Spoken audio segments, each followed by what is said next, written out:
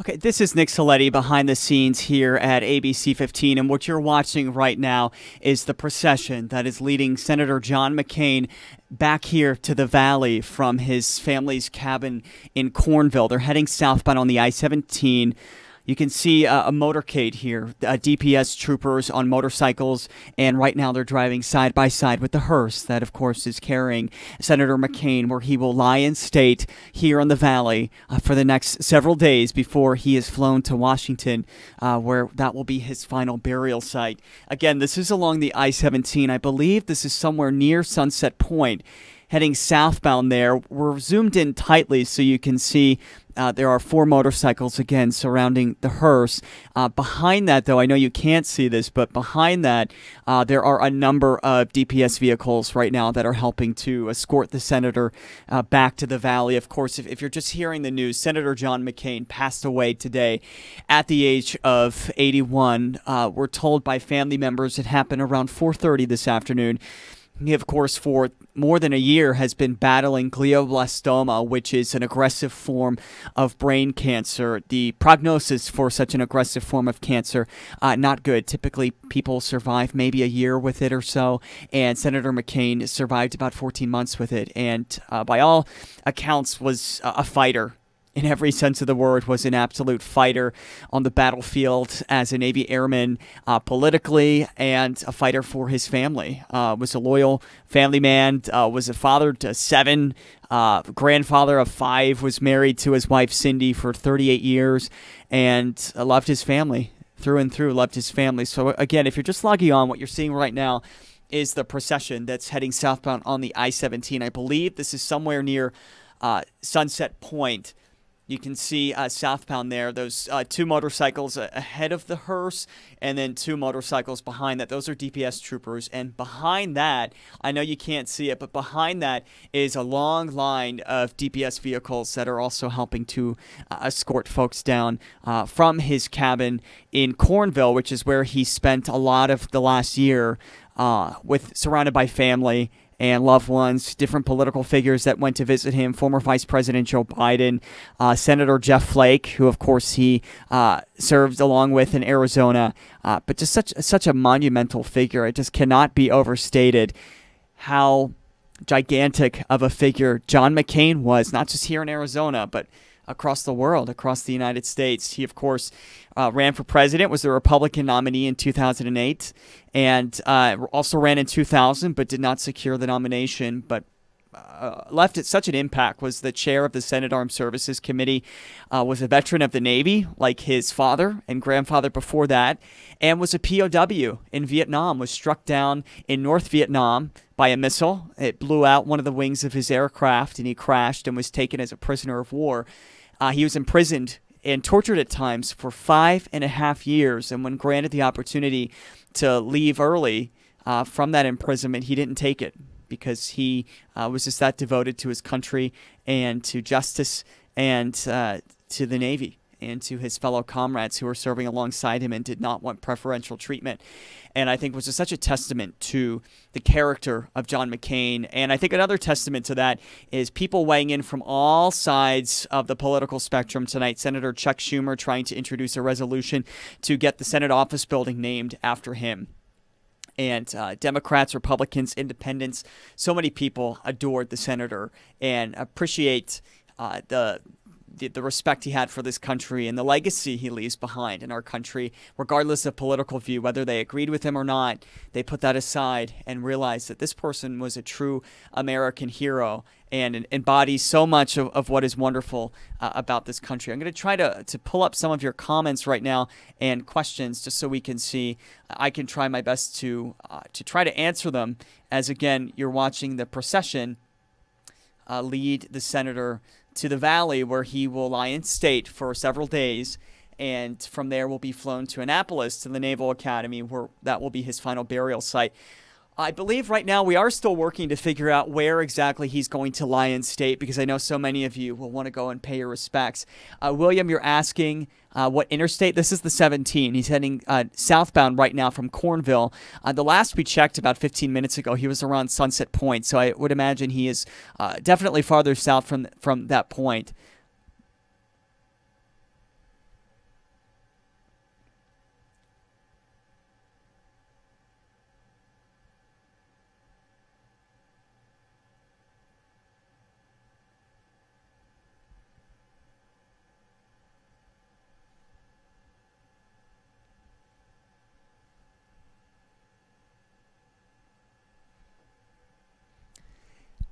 In case you are just logging on, you are watching a procession for a true American hero, a patriot, a veteran, a senator, a statesman, and a loving family man. This is for Senator John McCain, who, of course, passed away earlier today at around 4:30 this afternoon, surrounded by family and friends at his home in Cornville, Arizona, a few hours north of the valley. So what you're watching right now, this is a procession. That's the hearse, of course, carrying the senator, surrounded by DPS troopers on those motorcycles. It's a procession, a motorcade that's leading the senator down from Cornville, again, where he passed away earlier. They're going to bring the senator to where he will lie in state for the next several days. Here in the valley, we're working right now to determine exactly where that is going to be. There are several prospective places that could be. So as soon as we get that information, we'll pass that along to you. But this is a farewell that is fitting for a hero.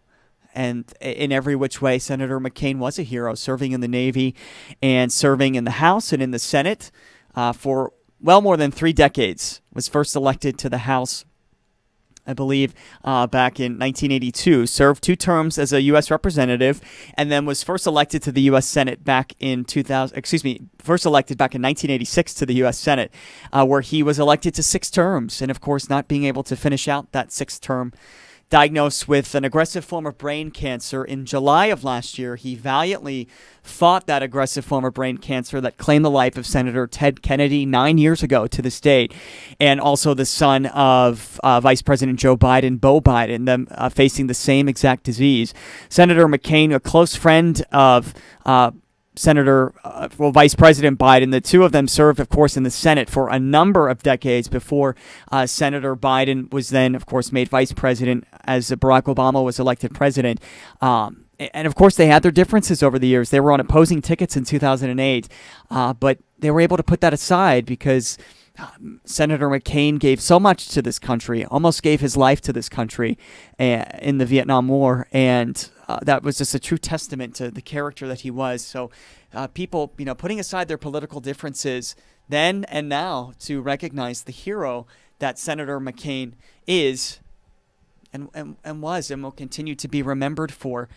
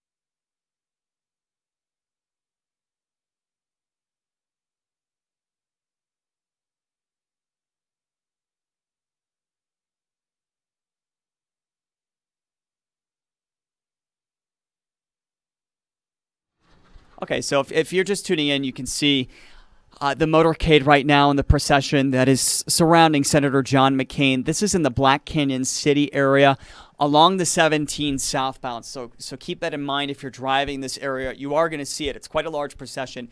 It's at least a dozen DPS vehicles behind that. We're zoomed in right now, so you can't fully see it, but it's at least a dozen DPS vehicles you can see with flashing lights and whatnot to bring this hero home. He's going to lie in state somewhere here in the valley for the next 4 days before he is brought to Washington, D.C., and then after that he'll be buried at the Naval Academy in Annapolis, Maryland.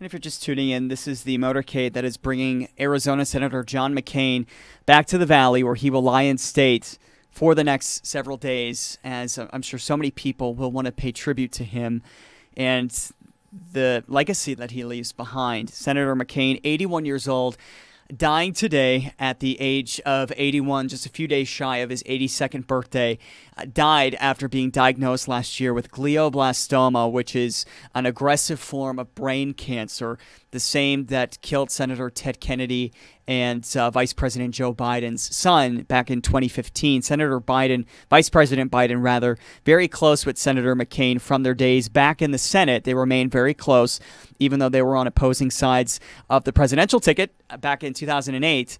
Of course, we all remember that McCain was the Republican nominee on that ticket with Alaska Governor Sarah Palin.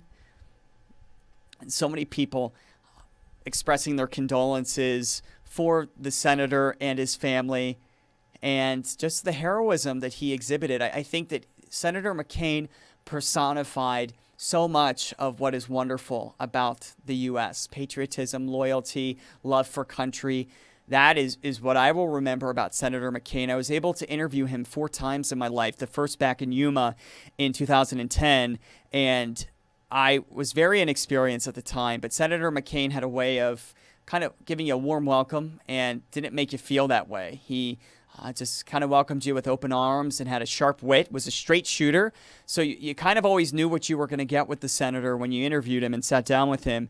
But you just always knew he loved his country. No matter what, he loved his country. It's a country that he almost died for, serving in the U.S. Navy, where his father and grandfather had served before him.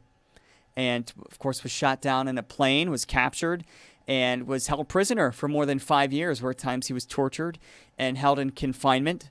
And that would be enough to break a lot of people, but it didn't break him. He would go on to achieve many wonderful things in his life, to have a family, and was the father of 7 children and grandfather to 5, was married to Cindy for the last 38 years, and was just a loving family man. Loved Arizona, loved Arizona sports, loved the Coyotes, the Cardinals, the D-backs, loved them all, and just loved Arizona, loved being here.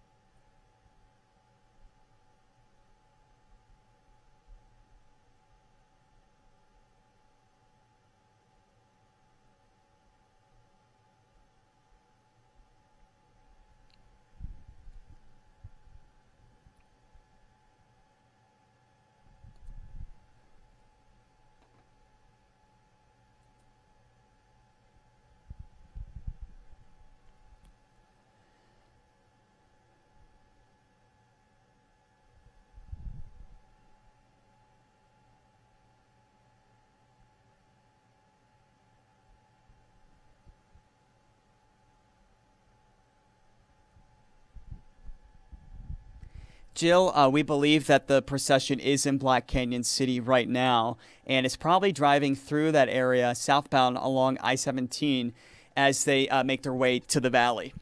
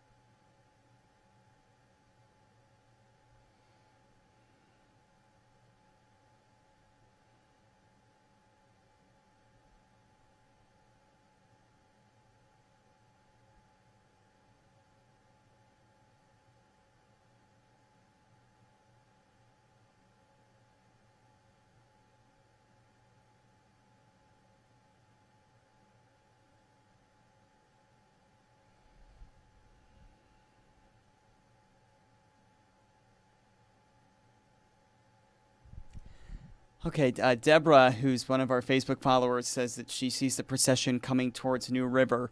I don't have exact eyes on a map to know exactly where, but that makes sense. Of course, New River, south of Black Canyon City, which is where we knew the procession to be about 10 minutes ago. So that would make sense that he'd be in New River, Anthem area, and before making his way into the North Phoenix area. Someone had asked about his funeral in D.C., and we know that his funeral is actually going to be in Annapolis, Maryland, where the Naval Academy is. But before that, there is going to be some type of memorial service in D.C. to honor the late senator.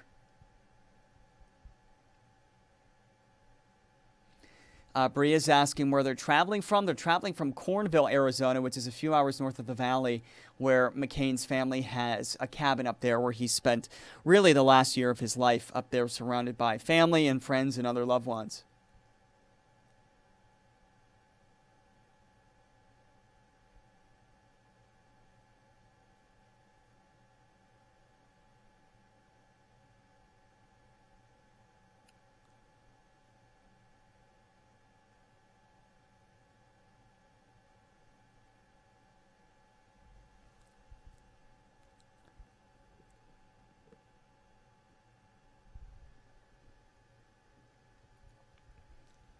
So if you're just joining us right now, this is the procession that is leading Senator John McCain here to the valley where he will lie in state for the next several days. You can see as we zoom in, those are 4 DPS troopers on those motorcycles that are riding alongside the hearse, helping to guide the senator back here to the valley. Right now, they're on the I-17, we believe somewhere around the New River area, Anthem, possibly heading into parts of North Phoenix right now. We're working right now to figure out exactly where the senator is going to lie in state. We've heard of a few possible areas, but have not been able to confirm exactly where yet. So we, of course, will let you know as soon as we hear that. I know there will be a lot of people who would like to go and pay their respects to the senator.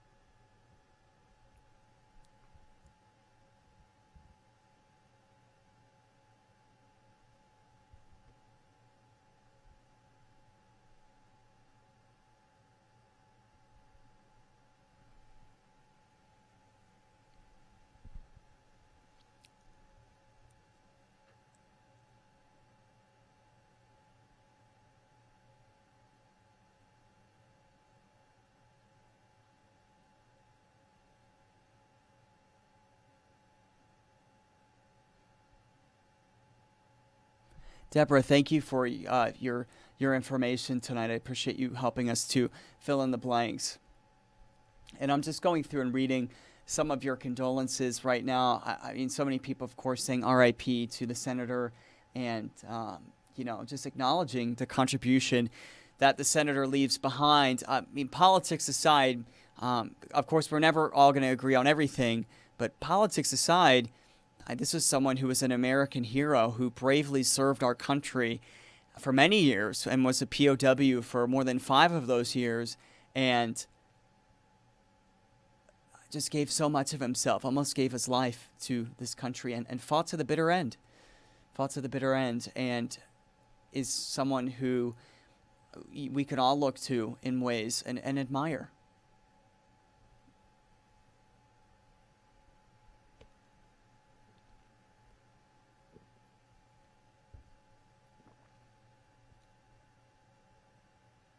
Thank you, Lacey. I appreciate that. You know, this is you know, a historic moment for Arizona and for the nation. I think that Senator McCain, his legacy transcends politics. Of course, he was a political figure. We'll know him as a senator and a 2008 Republican presidential nominee and the Senate Armed Services Chair and so many things politically. But more than that, I think above all else was a patriot. And I think would tell you that he just loved the United States and loved this country so much. And that showed in what he did. And that, I believe, will be his legacy, the love of country that Senator McCain had. And we will continue to honor that legacy.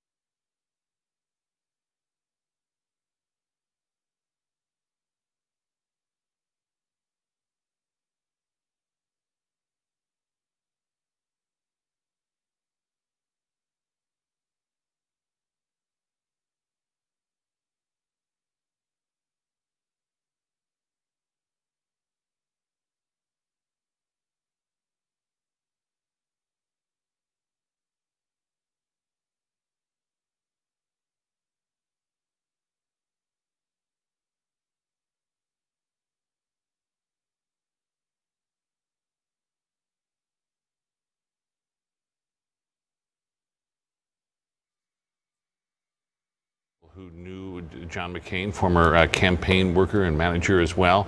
Bettina, share a story with us about John McCain that people might not know.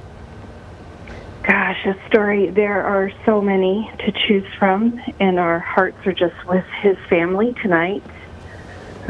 He is beloved. I think what's amazing about John McCain is he really was Arizona's favorite son. If you've lived here for any given period of time, you actually knew him.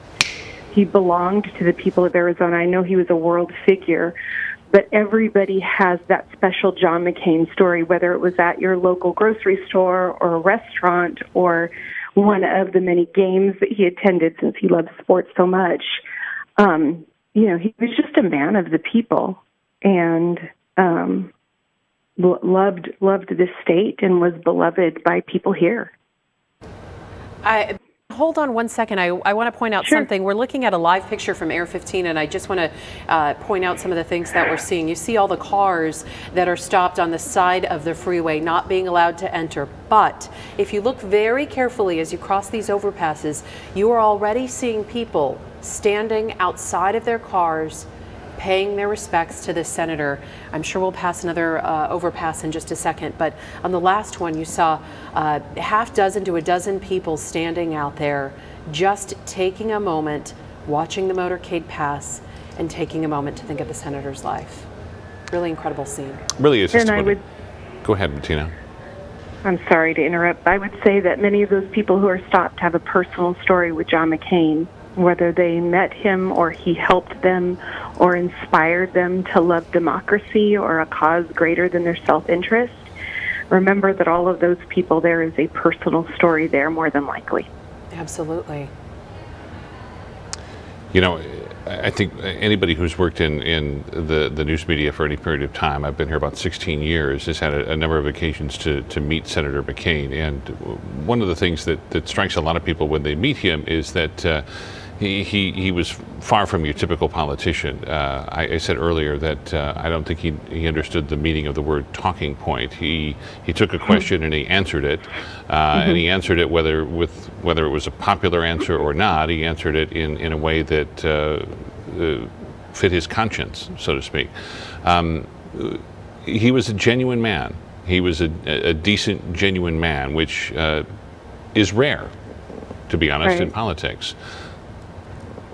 Yeah, his authenticity and just desire to make sure that we had a democratic system that was accessible to people, and making sure that he was available. He loved town halls, right? I mean, he was one of the few politicians that you'll ever meet that actually loved the town hall presence and loved the great debate. And there were so many lessons to be learned from him, and now as I'm reflecting, one of them is he didn't have to agree with you to like you or to love you. And in this modern world, I think we're missing that a little bit. That, you know, I hope we go back and really reflect on this incredible life of this bit larger-than-life figure, that we can disagree and agree to disagree and be collegial and be kind and learn from one another and evolve. And if you've been here 16 years, then you probably knew him. Bettina, I want to pause again. We just passed over another overpass where we saw at least one person holding an American flag in the wind as the motorcade went by below. I believe it was over Daisy Mountain right there. Just several people out of their cars at this hour on a Saturday night, just to take a moment. Bettina, is there room, I've asked this question of a number of people tonight, is there room in this political environment for someone like John McCain to rise to power, to have the sort of influence that he had, someone who reached out across the aisle, someone who was a pragmatist, more attuned with getting things done and accomplishing something than simply winning for their particular side or their particular party? Will we ever see anyone like him again? No, we'll never see anyone like him again. That really helped shape our democracy, at least in this modern world. However, if I said that there wasn't room for someone to inspire that we all need to be patriots and we need to love freedom and we need to commit ourselves to something better and greater, he'd be disappointed in me if I didn't say that hope springs eternal and that each of us have a role in that. That's what he was trying to inspire in small or large ways. We all have a role to play in this democracy, and we need to take it seriously. It's one thing that always struck me about him is he knew how fragile it was, and I don't know if I always knew how fragile our democracy is, and he would expect it of each of us to be involved. Do you think that is the only way to shore up our democracy, if you will? Is to get people involved again, encourage people to get back out there. He said of 9/11, one of the mistakes is that the message was to go out there and shop and spend and live again. And really, he said the call after 9/11 should have been get involved, get out there. I think it was get involved, but it was also, as Americans in this modern world, John McCain was one of the few people that I knew that was willing to sacrifice. He was willing to make sacrifices. He was willing sometimes to do things that were uncomfortable or uneasy.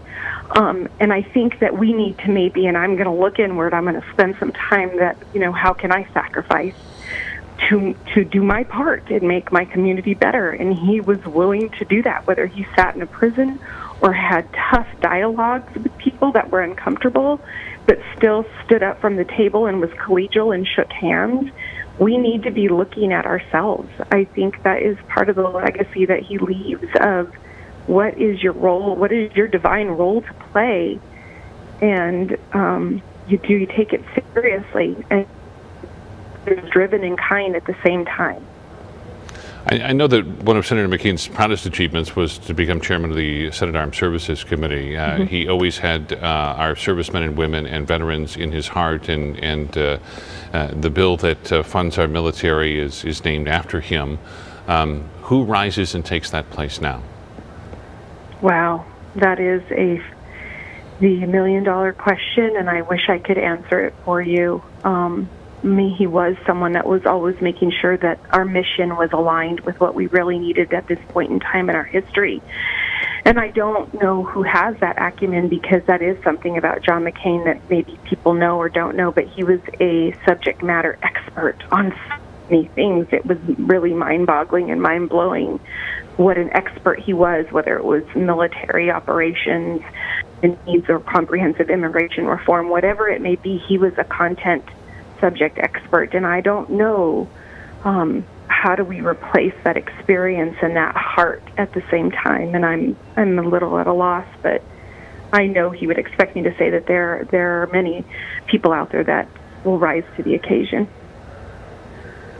Bettina Nava, former campaign manager for Senator John McCain in the Southwest, thank you so much for sharing your thoughts and feelings with us tonight. So many stories emerging of our senior senator and his decades of service for the state of Arizona.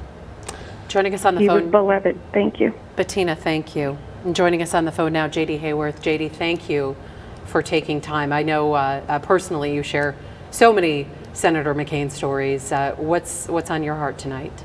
Well, I think about John, and certainly my experience with our senior senator ran the gamut. But as I've expressed earlier, whether you agreed with him or not, there is no disputing the fact that John McCain's name will loom large in the history of our grand republic. And at this time of grief and loss, we obviously pray that God will comfort Cindy and his children and his other family members, and his remarkable mother, who is what now, 106? It almost defies imagination to think of Roberta McCain and just how active and vivacious she has been in her life. But her son was someone who was a wonderful ally and a formidable foe when we came to disagreement. But the thing I'll remember following that huge victory in 1994, when the GOP took the House for the first time in 40 years, and gosh, turning back the clock, I was 36, so the first time in my lifetime that my party had the majority in the House, John called the day after the election, in his own irascible, inimitable style, said, "Hey, congratulations, boy. Now understand, when you get there, you're going to feel like a mosquito in a nudist colony." And I said, "Excuse me, Senator?" He said, "Oh, yeah, there are so many targets of opportunity. There is so much that has to be done to correct our republic." He was someone who followed Eisenhower's admonition to always take your job, but never yourself seriously. And I have so many great memories of being on the trail with him when we were allied and even when we disagreed. He was a remarkable fellow, a very genial man, and one, even as we had our disagreements, they dissolved over time, and obviously with the wake of his with the news of this illness coming to us 1 year ago. In fact, ironically, the last time I had a chance to visit with John face to face was at the memorial service of another friend of ours, and it was like old times. It was as if the campaign of 2010 had never really happened, and it was a chance to remember another friend, and to do so in a way of fond remembrance, and that's what I will have of John. We didn't always agree, but it was a glorious time, and it was something that I will treasure. And even in a conversation after that rather contested Senate primary in 2010, we were sharing anecdotes about the campaign and who might have gotten whose goat on a particular occasion, and it was just fine. And I think that's the thing to remember, to pick up on what Bettina was saying. It is in the nature of the American fabric, the American character, to have profound disagreements, And yet those things have to fade when we're talking about our basic humanity. And so that's what I remember about John, a great friend, a formidable foe, and one whose name will always figure prominently in the history of our republic. J.D., you served in Congress, and as you mentioned, you ran against Senator McCain in 2010 in the Republican primary. How rare is it for someone who you've opposed and somebody you fought hard against to reach out afterward and to reconcile and to share stories like that and still have a friendly relationship? Well, I dare say this is one of my failings. This is something I've learned. It took a little while. Those things are not easy, but once the lesson is one, and especially when we are dealing with eternity, Scripture tells us if you can't forgive someone else, how can your Heavenly Father forgive you? And I think forgiveness is a big part of the McCain legacy, and certainly a lesson that we got to apply mutually at a point in time, and I think as his life took this course and this illness that none of us wanted to see for him, I think that even among those who obviously have strong disagreements with Senator McCain, there is this basic notion of humanity and decency that it doesn't render disagreement into something trivial, but it puts it in perspective. And that is, there is a basic humanity and a basic decency that we are called upon to observe, and not out of a sense of, not in a begrudging sense, but in a generous sense that we shared this American experience, that it is in our nature not to be unanimous on subjects. That's the hallmark of a free people. To be free to disagree, to be free to debate, to be free to settle our differences thankfully at the ballot box rather than with bullets. Is that and that's John's legacy, I think, to us, JD, and my remembrance. Is that decency gone? No, of course not. You know, the thing about our history is you can go back and you can see that there are any number of people whom we revere who at the time they were serving or the time they were in the public eye were the subjects of great scorn, and that includes the man known as the father of our country, George Washington. My goodness, there was Shays' Rebellion up in Connecticut, and there were also, even in his 2 terms as president, George Washington endured some criticism that probably wasn't altogether fair.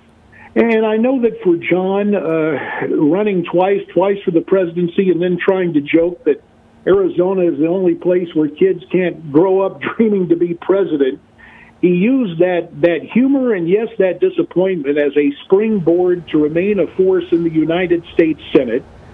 And again, whether you agree with him or not, the fact is that here is the good news tonight. That John's example and those who have gone before, though they are exceptional people, this is not an exception. This is the nature of our republic, and I don't believe we're going to lose that. And I don't join with those who think it's out the window yet. I just don't believe that. JD, I want to mention just briefly that as we're seeing this motorcade head south on I-17, we're passing over, we're getting close to the 101, that's it right there. And you're seeing some of those cars stopped along the way, but I would say nearly every single overpass that we've seen, almost every single one, has had somebody out there with a full American flag in the wind. It's incredible. And then on the on-ramps, if you will, right there, where the traffic is stopped, we're seeing a number of people on each one getting out of their cars, standing off to the side of the road just to catch a better glimpse. A really moving scene across the valley as the motorcade makes its way from Cornville and Page Springs down here to the valley along I-17. Incredible. It's a testimony to the impact. It is a poignant picture. Very. And great testimony to John's memory and his service. I think when you look back at the number of people, then you think about 6 degrees of separation, and just the number of people who've encountered John McCain, who have met him, who've had a chance to shake his hand over more than 30 years in service here as a senator and a congressman. You begin to realize the numbers here alone, just the number of people that he may have touched, the number of people that he impacted over the years.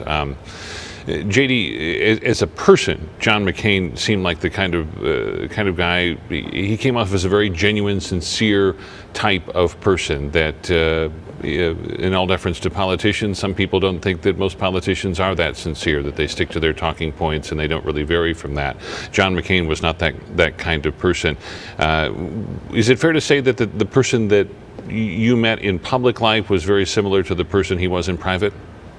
Oh, sure. What you saw, John was a guy, what you saw is what you got. And even this route tonight, as powerful and as poignant as these images are, coming down the 17 there and crossing many times, in the initial boundaries of the district I represented went all the way up to Four Corners and certainly up to Flagstaff. And I would be on the 17 many times with John. And let me see if I can tell this story in a way that is fitting to the family hour, but also shows the genuine nature of John. We'd be on the campaign trail, and somebody else would be driving, and John would say, "Remember, never pass up a chance to take a nap or to visit the facilities." And I say that because that's the kind of, he was just a genuine guy, and he was a funny guy, and he was a passionate guy, and he was a guy who you could have your disagreements with and continue those disagreements for a while, but it did not eradicate the essence of just a genuine, likable and funny and just a real guy. I'll say it that way. Yeah, I think a lot of people would agree. I think a lot of people that have met him and who've had a chance to even shake his hand and exchange a few words with him would say the very same thing. J.D. Hayworth, thanks so much for taking the time to share a few stories. We appreciate it. Our reporter, John Genovese. Thank you, J.D. Our reporter, John Genovese, has been out there throughout the evening. We want to check in with what he's seeing. John, are you still at the Capitol?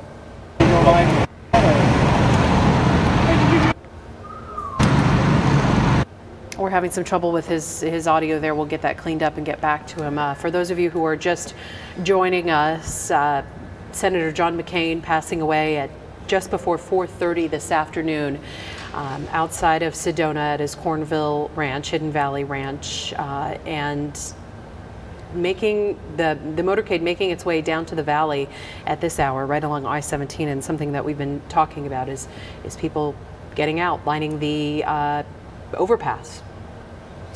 So many people just paying tribute to a hero and a patriot, and we use those terms a lot. We hear those words a lot. I don't think that there's anybody who deserves those labels just a little bit more than John McCain. Just for his war record alone, his military service alone is deserving of our honor and respect. But not only that, his years of public service as well as an elected official in the state of Arizona. He was a genuine person and somebody who I think touched many lives on both sides of the aisle, and it is rare in this political landscape, in this political environment, to see someone who has touched that many people and who has made that many friends in such a difficult and often nasty business. Yeah, an absolute anomaly for sure. Let's check in with John Genovese again. I think we have his signal cleaned up. John? Yeah, guys, if you can hear me, and Steve, to your point of just saying these genuine connections that he made in the community, I'm actually out here in Arcadia at the TP restaurant, which was one of his favorite restaurants in town, a Mexican spot here right off Indian School. And talking with some of the managers and some of the employees here, they all commented to me just how authentic he was, how genuine he seemed. You know, this was a place he would come with his wife to kind of get away from the hustle and bustle of the political world and just be like the rest of us, you know, going out to eat, spending a dinner date with his wife, coming here and getting away from the interviews, getting away from the media attention, and just enjoying a meal in the city. They had mentioned that he came in here back in 2012 when he was running for president. He stopped in.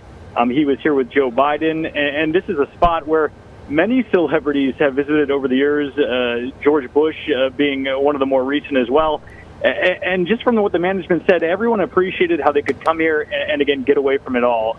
But one of the employees here was saying he remembers John McCain just popping in a T-shirt and shorts and asking if his table was ready. Just like an everyday person, authentic, genuine, just coming in and it was nice to everybody. Didn't seem like he was above anyone or above it all. Was a regular, genuine person, authentic, friendly, and it really he enjoyed the kind of the home atmosphere that he felt here. And so we'll have much more on that, of course, coming up tonight at 10. But just from talking with folks here, even a simple handshake, maybe as he was coming or going from the restaurant, certainly left a huge impression. I think John McCain may have started the tradition. I don't know if he gets full credit for it, but he may have started the tradition of basically any presidential candidate who visits Phoenix must go to the teepee and have a meal. Yeah. It's they've got pictures on the wall of all kinds of people who have passed through those doors. From the outside, a very unassuming place, and now we know where the tip came from, and most likely. Yeah.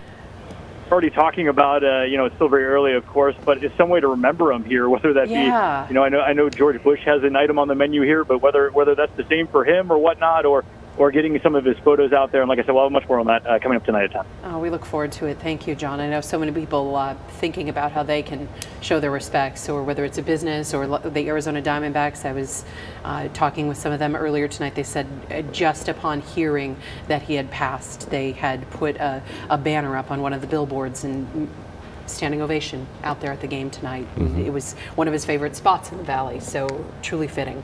And there have been many standing ovations and tributes for John McCain over the last several months. Of course, his final return to the Senate last July, a standing ovation from his fellow senators, Democrats and Republicans, standing up and applauding him. As we watch this motorcade continue on I-17 South, we do know that he is going to the A.L. Moore Grimshaw Mortuary, that's at 7th Avenue in Bethany, home in Phoenix, where he will be prepared to lie in state at the state capitol for several days and honors and tributes here in the Valley before he goes on to Washington, D.C., where there will be a national service at the National Cathedral and then eventually a burial in Annapolis, Maryland. And of course, we will continue our coverage tonight as we continue to watch this procession with a 2020 special coming up at 9 o'clock. We're going to